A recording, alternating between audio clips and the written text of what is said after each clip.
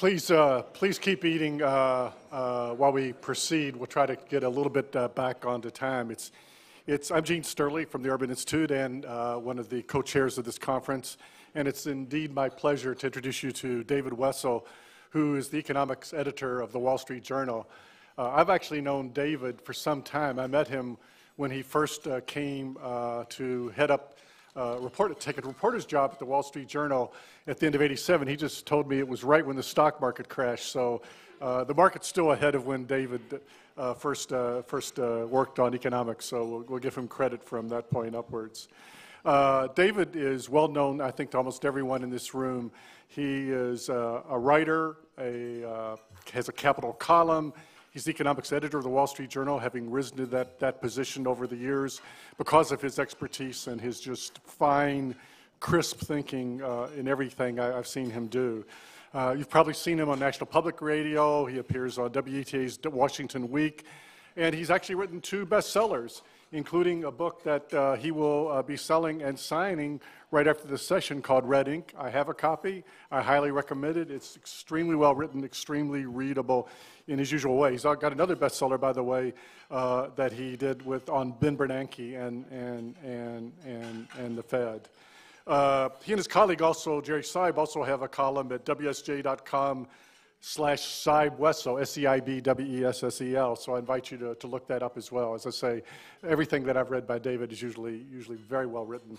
And he's extremely thoughtful. His latest book on the budget gives us insight into the interaction of that with social insurance. His fuller biography is in your set of notes. I won't go any further. I'm just honored, David, to have you here.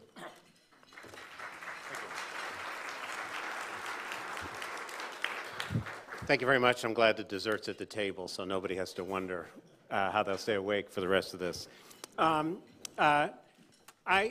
thought what I would talk a little bit about is where I think we are politically and what role reporters and people like you play in helping to understand to the public and the members of Congress what the reality is we face.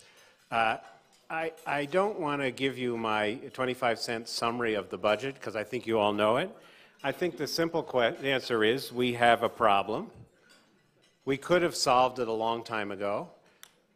When I came to Washington, as Gene so kindly reminds you, in 1987, which was a long time ago, people said it's really important that we do something about Social Security and Medicare before the baby boomers start to retire. Well, we missed that opportunity. Daniel Patrick Moynihan is supposed to have said after the Greenspan Commission did their thing and the Reagan-Tip O'Neill deal, someone is supposed to ask him, what about the baby boom? And Moynihan's reply, it's really important to leave something for the next generation to solve. So he succeeded at that.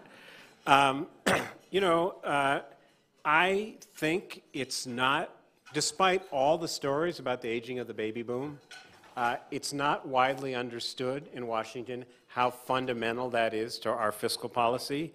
I've always admired Doug Elmendorf at the Congressional Budget Office for his clever way of boiling down really big things into simple sentences. And he has said we cannot go back to the tax and spending policy of the past because the number of people 65 and older will increase by 1/3 between 2012 and 2022. That doesn't seem to have penetrated a whole lot of people who look at the average of spending, federal spending as a fraction of GDP since World War II and think we need to go back to that. But that's a simple reality. I know there are a lot of people here who think a lot about Social Security, as do I. As you all know, Social Security is relatively easy to solve compared to health care. I know this because Larry Summers told me. I was once at a meeting at the Committee for Economic Development advisory panel, and Bill Brainerd from Yale was on the panel, and they were wrestling with what research projects should they do on healthcare.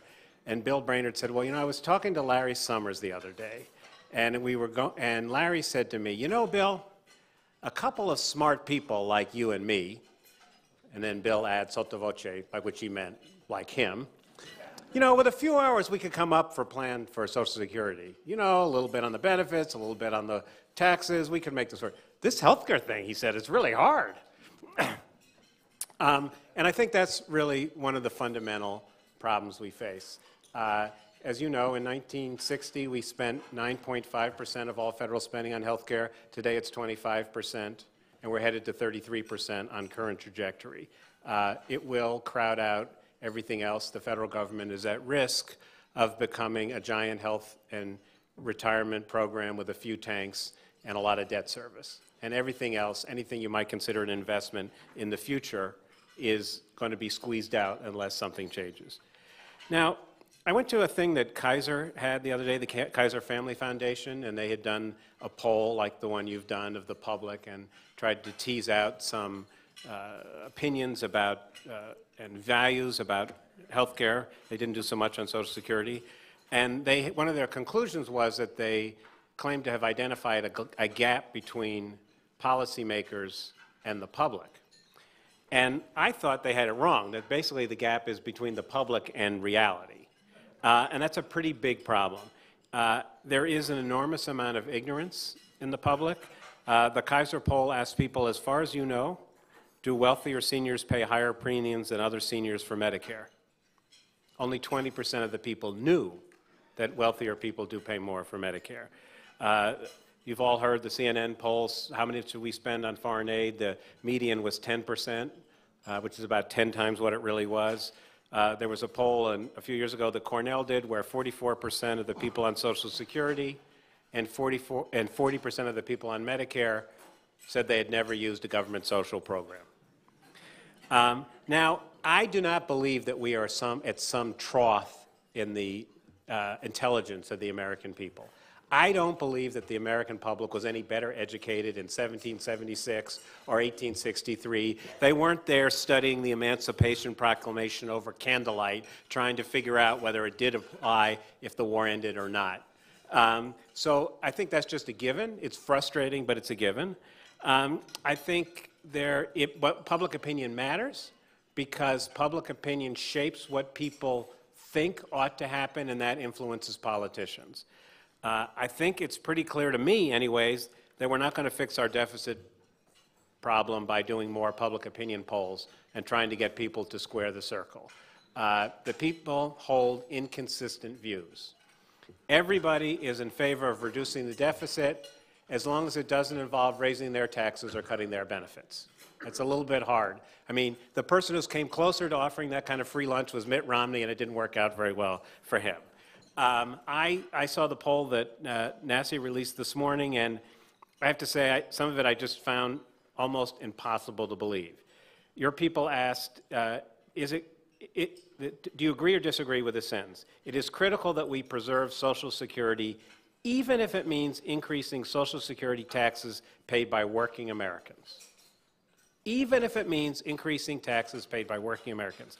The poll purports to find 82% of the people agree with that, 74% of Republicans agree with that, 78% of people under $30,000 a year, and 82% of people over $100,000 a year. I just don't believe it. I don't believe that if 80% of the people in America wanted to pay higher taxes to fix Social Security, it would have already been done, right? And I'm sure the poll was scientific and done right, but it's just an illustration of we're not going to fix this one by public opinion polls. So, and part of the problem is the public has been widely misled. The campaign was a great exercise in trying to confuse people and focus them on things that weren't right. I used to say the low point of the campaign, but then some of my colleagues argued to me that they had identified other low points. So I'll say one of the low points of the campaign was to listen to Barack Obama and Mitt Romney, each of whom had endorsed a budget that cut Medicare, cut meaning slow the rate of growth from what it would otherwise be. Each one had endorsed that, and each one accused the other of cutting Medicare. That did not take us in any direction that will help us make these issues, to help us solve these issues.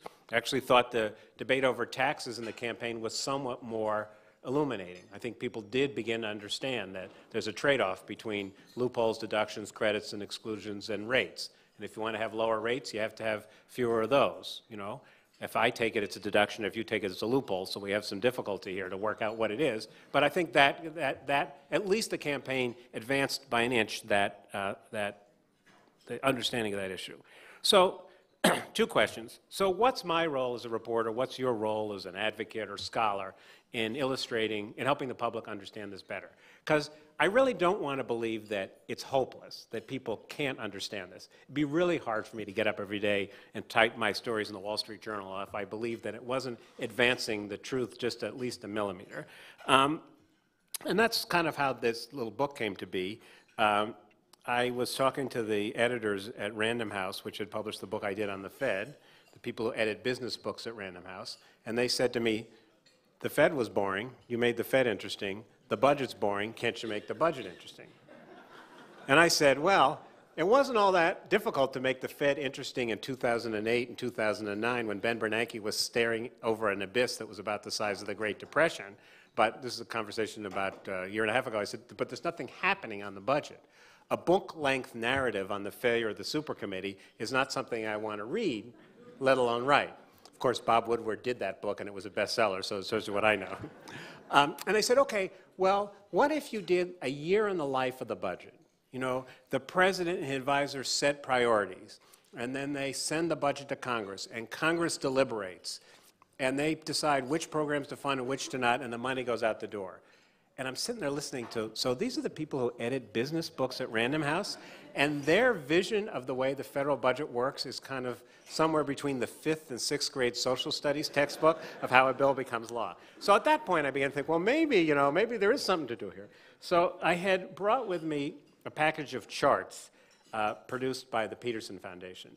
You know, I'm not sure that Pete Peterson's $1 billion has actually moved the needle very much on public opinion on the deficit. They think it has, but they've definitely had enough money to hire some really good graphic artists, and they do great charts, right? Almost every budget speech you hear has one or another chart that comes from Peterson. So I'm going through these facts, and I got to the, you know, I talked about, and I do in the book, how, you know, we spend a lot of money on defense. 20% of our budget goes to defense. That's more than the next 17 countries combined. And they said, really? And I said, you know, it's about 63% of all the money the federal government spent in 2011 went out the door without a vote of Congress that year.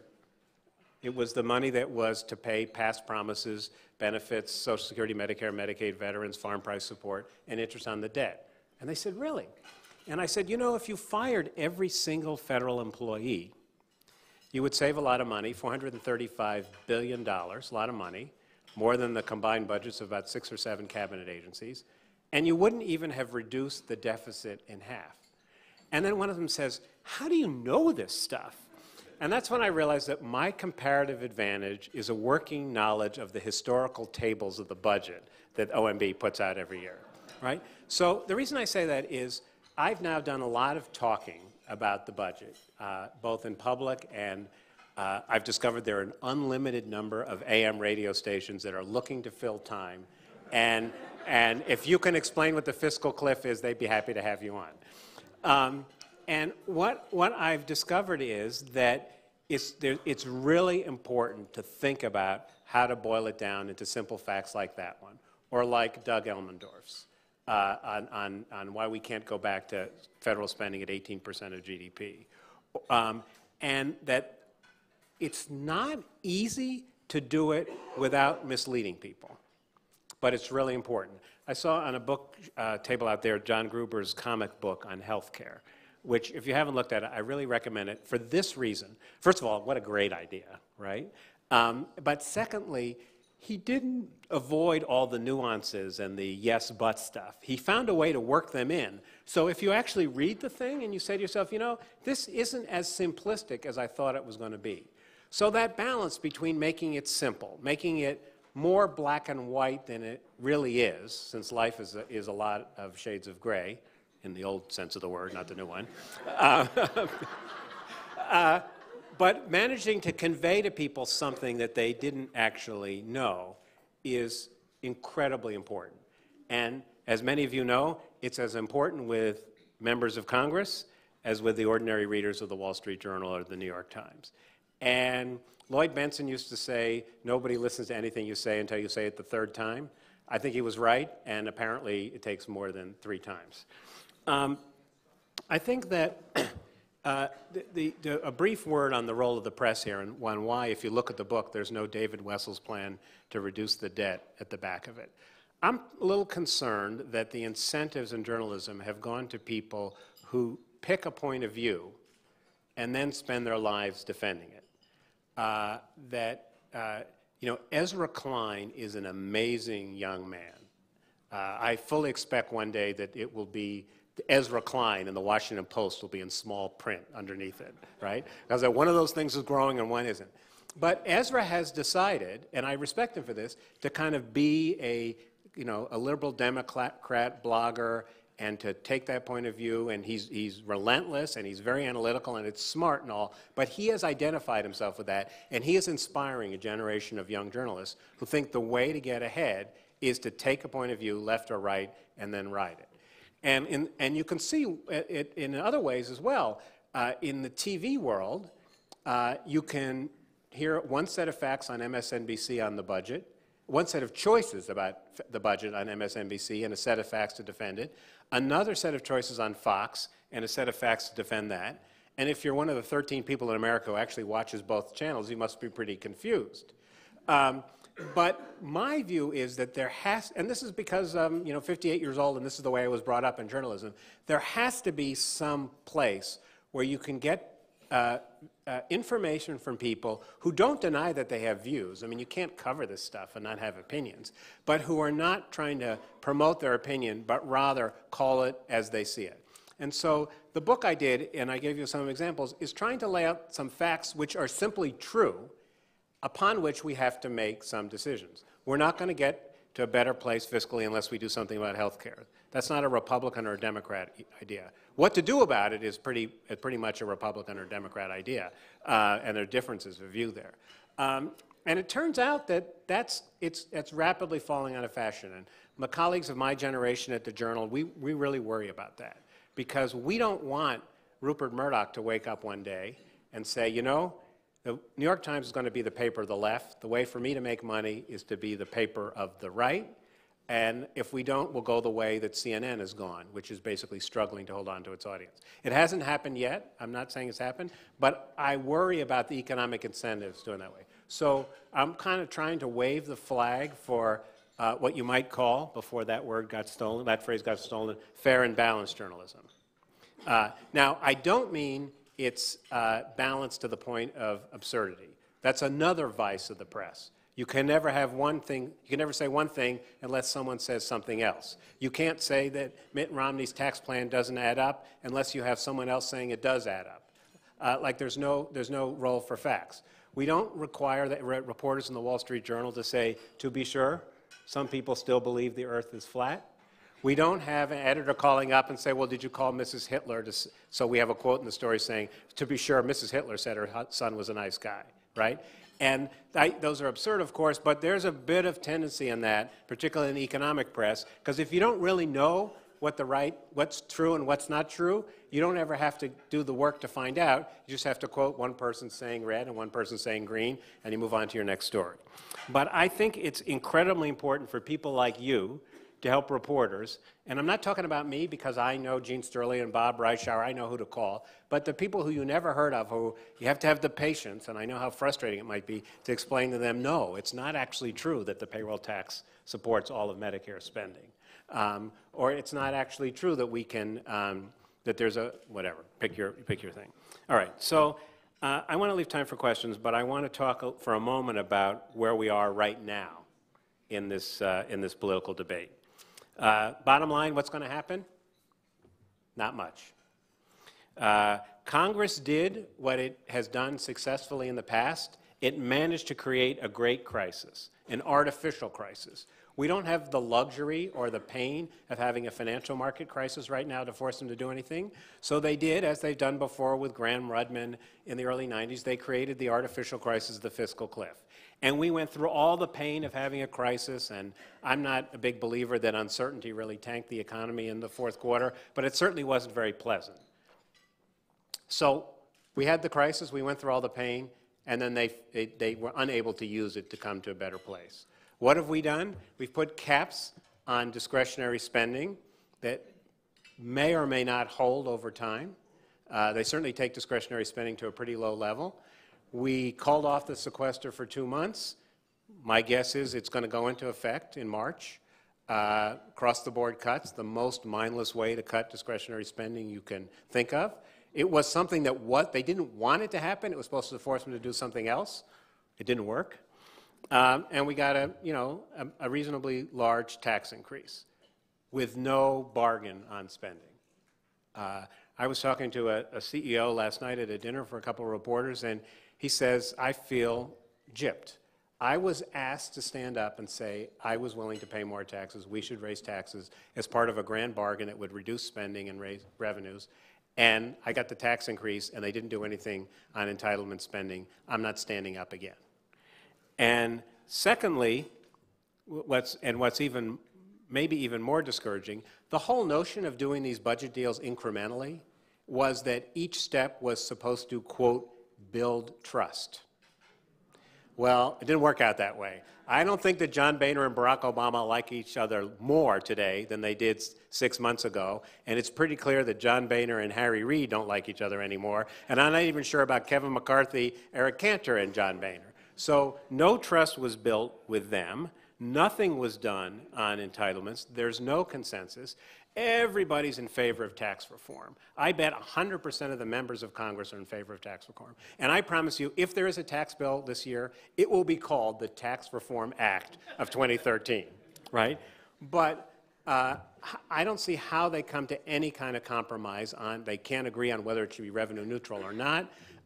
Dave Kemp makes a very good point that there's a lot of consensus around what might be done to corporate tax reform. It's hard to do corporate tax reform and make it revenue neutral without dealing with the pass-through entities, these companies that pay taxes on an individual basis. Once you do that, it's hard to avoid getting into the individual income tax code. If you do individual and business together, it's more than they can swallow, and you end up with a lot of talk and no action. The only thing that makes tax reform a little easier is that they, of course, have more revenues to play with thanks to the tax increase that passed at the beginning of the year. I thought for a while that I could safely say that we were in the post-denial phase of talking about the deficit, that most Democrats and Republicans agreed the deficit was important. They disagreed about how quickly we had to get to it or what to do about it. But now I'm beginning to wonder whether we even have that left. You know, there's a view that what we've done, and if the economy just grows a little better, we can stabilize the debt at 75% of GDP. And after all, we've learned from the last 20 years that basically everything that can go wrong won't go wrong, and so we don't need to do a whole lot more. And so now we don't even have a consensus on how urgent it is or even what we should do. I think the Republicans have changed their strategy, and I think we're beginning to see it. They have decided there's no percentage in fighting these skirmishes over and over again and basically giving in at the end. I think the move to throw the debt ceiling out the window, you know, we didn't raise the debt ceiling, we suspended it. I give them a lot of points for creativity on that one. Is a sign that they realized it was stupid to have a fight over the debt ceiling, that they were sure to lose, and they'd rather focus on spending. But I think that some of them, the 40-something Republicans, the next generation Republicans, are thinking we have to find a way to make a case to the public. And we have to make a case to the public by coming up with alternatives, and it doesn't work if we're just going to fight with Obama over everything. So the stuff that has to get done will get done. But I don't see any interest on either side in doing any kind of the grand bargain or compromise that you know we'll have to do eventually, and that was embodied in, you know, pick your Rivlin, Domenici, Simpson-Bowles, you know, whatever one you liked. I think that the thing that's so interesting is they have the luxury of not doing anything. And I think that's extremely hard to believe. You know, a lot of Americans think we're basically a bankrupt country, which we're not. But we are borrowing incredible sums of money every day, half of it from abroad, at the lowest interest rates almost in American history. The rest of the world, apparently, the people who manage the Chinese fortune, say, I'm sure they're not saying, wow, what a model government they are in Washington, and we got to figure out a way. Can we get us one of those house caucuses too here in the People's Parliament in China? What they're saying is, well, we ought to take our money out of the United States. And the other guy says, great, where should we put it? I don't know, Japan? Japan? I mean, they have a debt twice the size of ours relative to the size of their economy, and they have a shrinking population. Europe can't even decide if it wants to have a currency. I mean, at least we've agreed on that, with the small exception of a few people in Texas, right? So Congress can get away with this because there's no alternative for the rest of the world. There's no alternative place for them to put their money. The United States has become the world's tallest midget. And as long as that lasts, we're okay. But it is breeding, in my opinion, a rather frightening complacency. And everything we've seen in the last year and a half teaches me that there are only two ways that they do anything on this, and I'll close on this. One is a crisis. So we tried the artificial crisis, the Gramm-Rudman fiscal cliff thing. We didn't have a Dick Darman who could make it work to get something out of it. We, thank God, haven't had the financial market crisis, and Europe seems to be doing everything in its power to prevent us from ever having a financial crisis, because every time it starts to look like we're screwing up, they screw up one better. So the only alternative is an outbreak of leadership, and that doesn't seem imminent either. Let me stop there. I'm happy to talk about this, about the Federal Reserve, or about what it's really like to work for Rupert Murdoch anyways. So use the mics and tell me who you are when you have a question. Do you want to? Right, just come to the...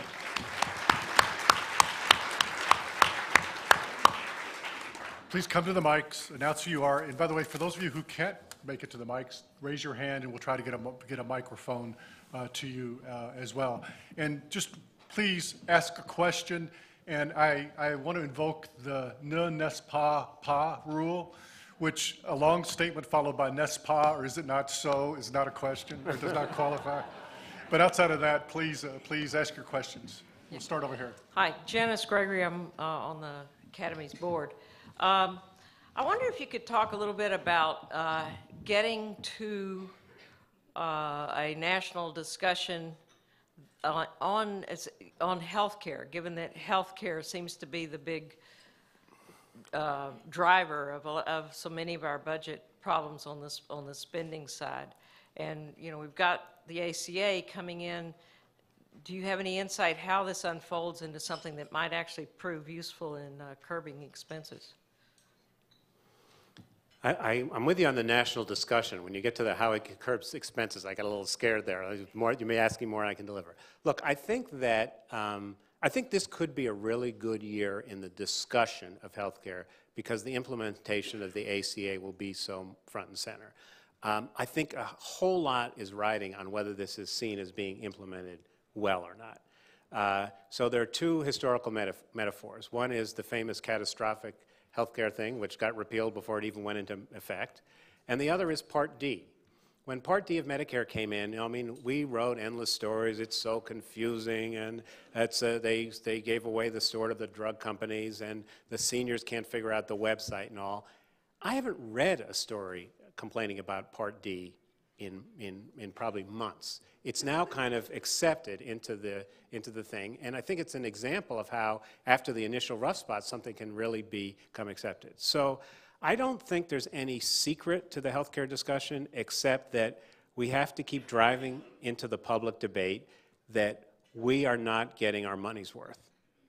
That we spend more than everybody else. We don't have the world's healthiest population. We can't afford to have the world's least efficient healthcare system. There's got to be a better way. Nobody has a single silver bullet answer, so we are going to try a lot of things, and people need to understand that.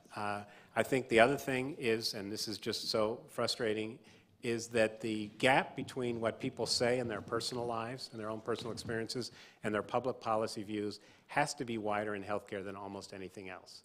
If you try to have any kind of conversation about end-of-life care and spending on end-of-life, you immediately get the death panel things and all that stuff with which you're familiar.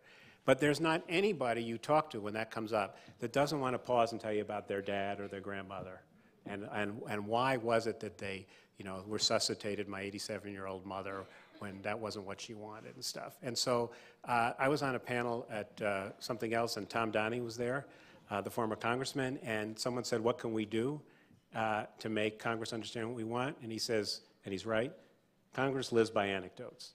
and that's true for the press. So I think a lot of this is going to be done by people coming up with really smart, not misleading case studies. I mean, Atul Gawande made more difference with that piece he did in the New Yorker than a whole lot of books written by Princeton professors. Gary Franklin from Washington State on the 800-pound healthcare gorilla.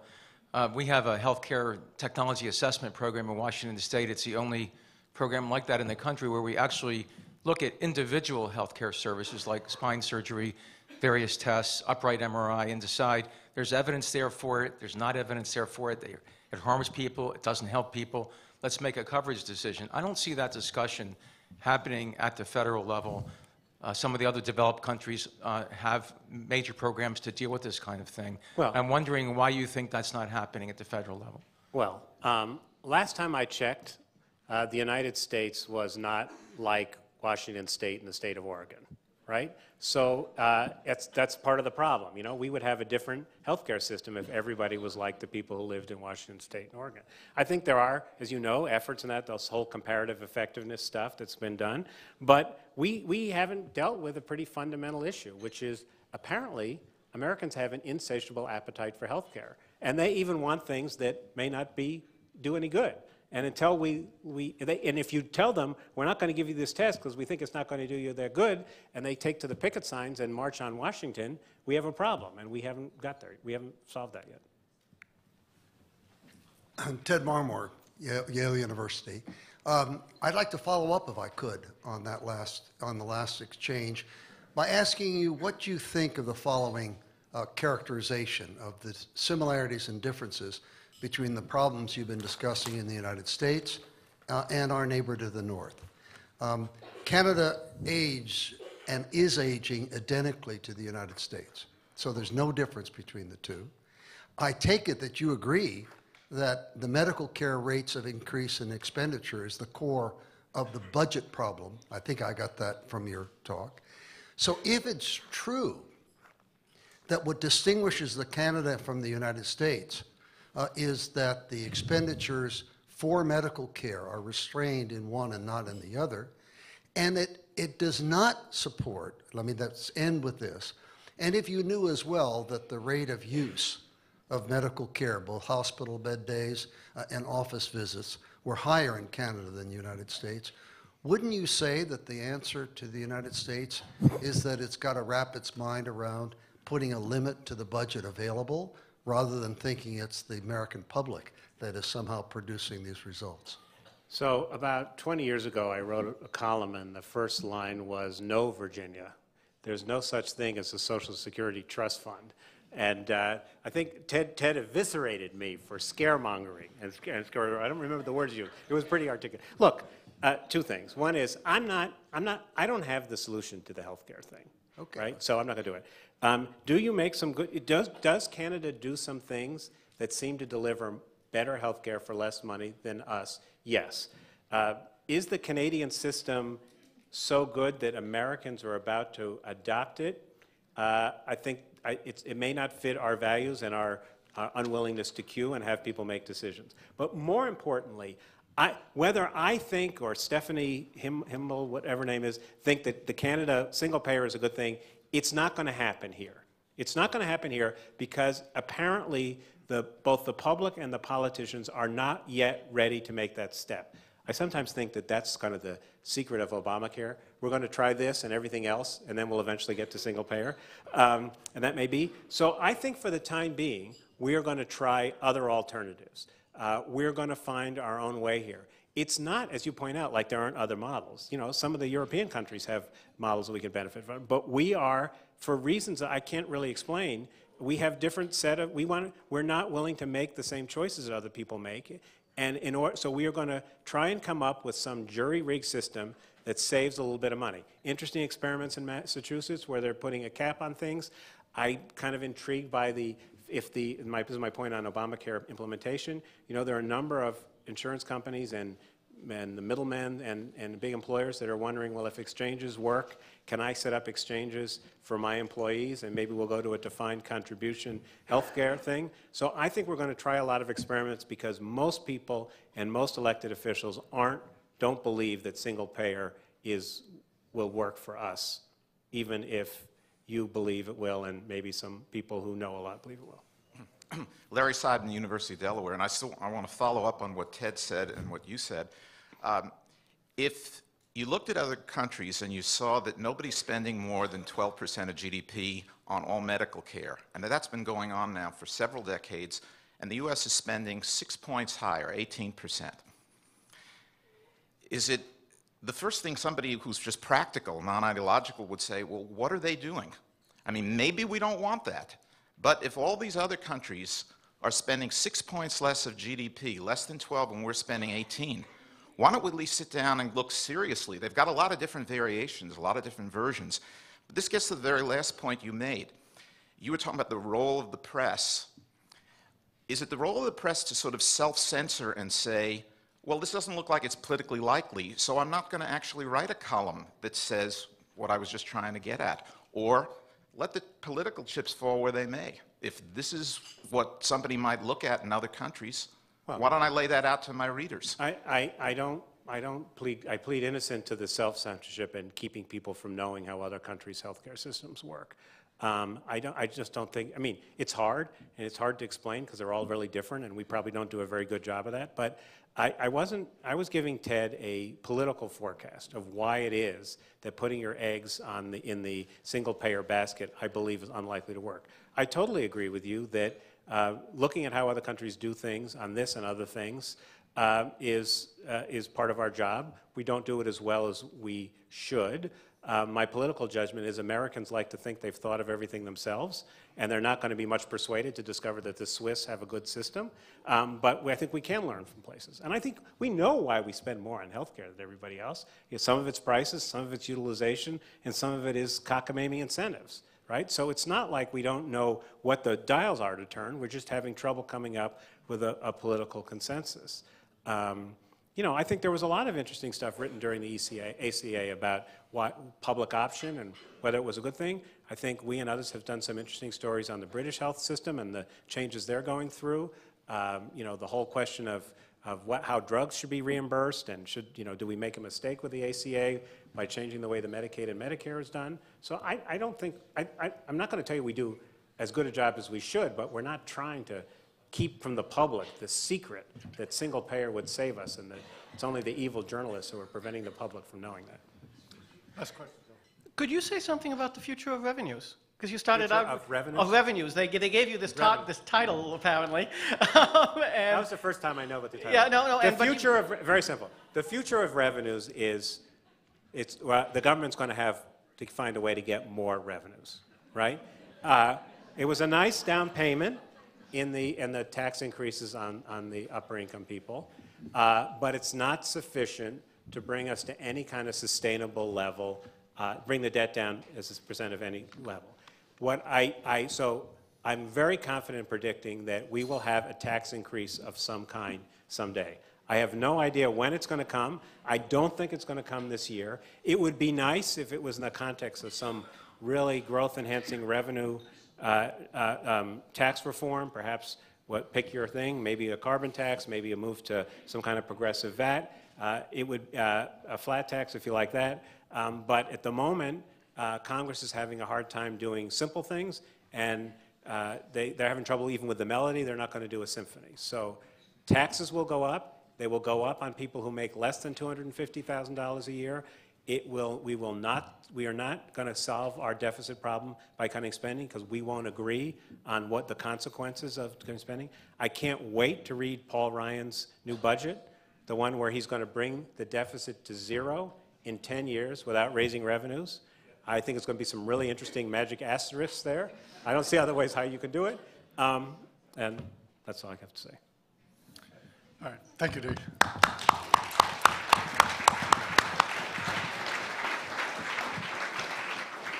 I told you ahead of time David would be a great speaker, and I think he more than proved my point, exceeded expectations, as they say. We now have about a 15, 20-minute break until 1:45. I ask you to try to actually get to the other rooms on time.